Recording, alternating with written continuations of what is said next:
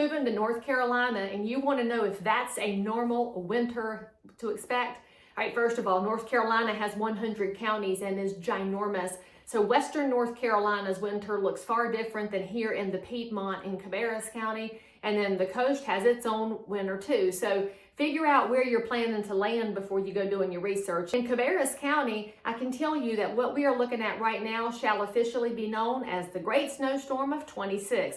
Now we know it's a great snowstorm because the blades of grass are covered. That's how you know you have a great amount of snow.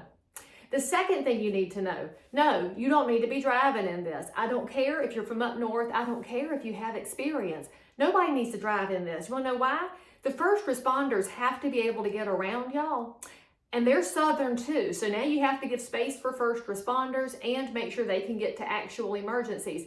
You aren't having an emergency thinking you got to go to the grocery store. Just stay home. You're fine. There's probably some canned goods in the pantry and you could use ChatGPT and get creative with something to make with it.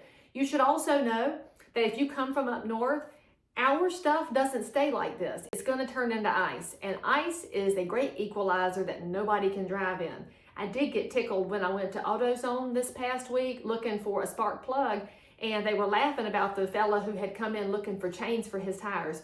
This is not chain territory. And yes, if you come from Colorado, you have them. That doesn't mean our roads are equipped for them, sweetheart. Okay, the third thing you need to know about this kind of weather in North Carolina is that my official work outfit can be not fixing my hair and not putting on makeup because nobody expects you to go to school or work or anywhere else.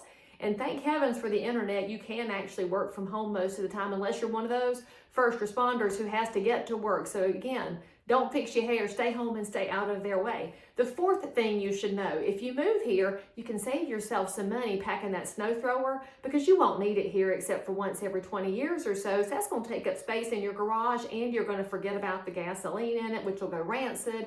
And it's just going to be a hot mess for you. So sell it wherever you are before you move here.